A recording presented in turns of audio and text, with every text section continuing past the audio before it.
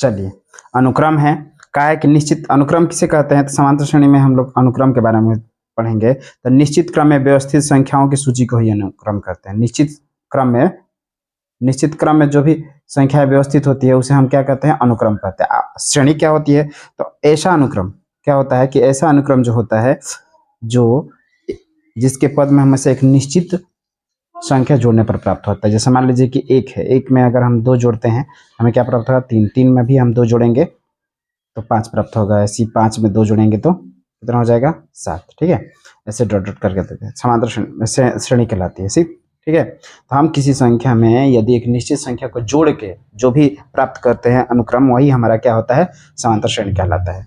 जैसे पहला पद समांतर श्रेणी का हम व्यापक रूप समझते हैं। देखिए, व्यापक रूप किस रूप में होता है, तो अगर पहला पद ए है तो उसमें हम एक निश्चित संख्या जोड़ रहे हैं, चलिए डी में मान लेते हैं, डी जोड़ रहे हैं, a+2d हो जाएगा, a+3d। ठीक है, यही हमारा क्या कहलाएगा, समांतर श्रेणी में होगा। इसे हम एपी में कह सकते हैं, क्या कहेंगे, एपी में। समांतर श्रेणी का शॉर्ट फॉर्म अर्थमेटिक प्रोग्रेशन होता है, तो इसको हम एपी से भी दिखाते हैं। एग्जाम में भी आपको एपी एपी करके दे देगा, इससे कंफ्यूज नहीं होगा। ठीक, अब देखिए व्यापक रूप हमारा a+d+a+2d ऐसे करके चला जाता है। तो इसके हिसाब से हम लोग nवें पद के लिए सूत्र डिफाइन करते हैं। nवें पद के लिए हमारा जो होता है tn, वो बराबर हो जाता है a प्लस, चूँकि देखिए यहाँ से a+d, यहाँ कुछ नहीं है तो 1 है, यहाँ पर 2 है, यहाँ पर 3 है, 4 है, ऐसे चला जा रहा है। और मान लीजिए कि हम इसको a1 करके मानते हैं, जैसे ये a1 है, ये a2 हो जा रहा है, ये a3 हो जा रहा है, a4 हो जा रहा है। यहीं से डिफाइन करेंगे ना तो हमें ये सूत्र प्राप्त होता है। देखिए पहले पद को हम a मान ले हैं, जैसे ये a4 है, ये 4, ये 4 है अगर n की मान, तो 4 इससे एक कम आया है 3। ठीक है, जब 3 आया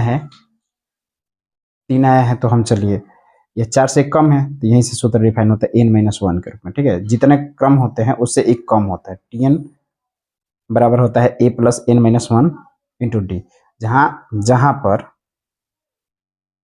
n जो होता है पद होता है, पदों की संख्या की डिफाइन करता है, और a जो होता है वो पहला पद होता है। क्या होता है, पहला पद।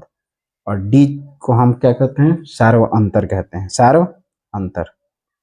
ठीक है, तो सार्वअंतर ज्ञात कैसे, जैसे कि ये श्रेणी ही है, 1, 3, 5, 7 दिया हुआ है, तो कहेगा कि इसमें सर्वांतर क्या है, पहला पद आपका एक हो जाएगा। सर्वांतर निकालना होगा तो हम दूसरे पद में से पहले पद को घटाएंगे, यानी कि 3 में से अगर हम 1 माइनस करेंगे तो हमें सर्वांतर प्राप्त हो जाएगा। सर्वांतर के यहाँ से सूत्र भी निकाल सकते हैं। सर्वांतर बराबर क्या होता है, अगर ये दूसरे पद में से हम पहला पद निकालेंगे तो सर्वांतर प्राप्त है, यानी कि a2 में से a1 कर ले या a3 में से a2 माइनस कर ले तो ये हमारा सर्वांतर निकल के आएगा, या a4 में से a3 माइनस करें तो हमारा सर्वांतर निकल के आएगा। ठीक है, इस तरीके से हमें nवें पद का सूत्र प्राप्त होता है कि tn जो भी हो, जैसे मान लीजिए कि इसी में कहा है कि 1, 3, 5, 7, अब कह दे कि इसमें 10वां पद बताइए, आपका 10वां पद यानी कि t10 बताइए हमें 10वां पद क्या होगा। तो t10 निकालने के लिए हम बस इसी का सहारा लेंगे।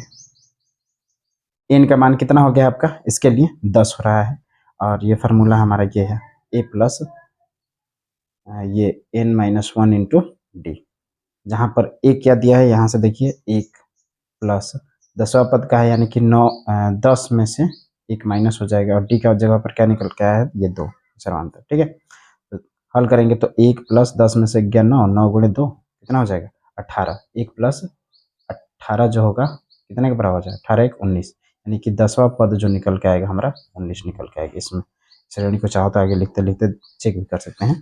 ठीक है, तो कितना निकल के आएगा, 19 आएगा। ठीक, इस तरह पदों की संख्या निकालना, पदों की कौन से पद में कौन सी संख्या होगी, हम इस फार्मूले से आसानी से निकाल लेंगे। ठीक है, चलिए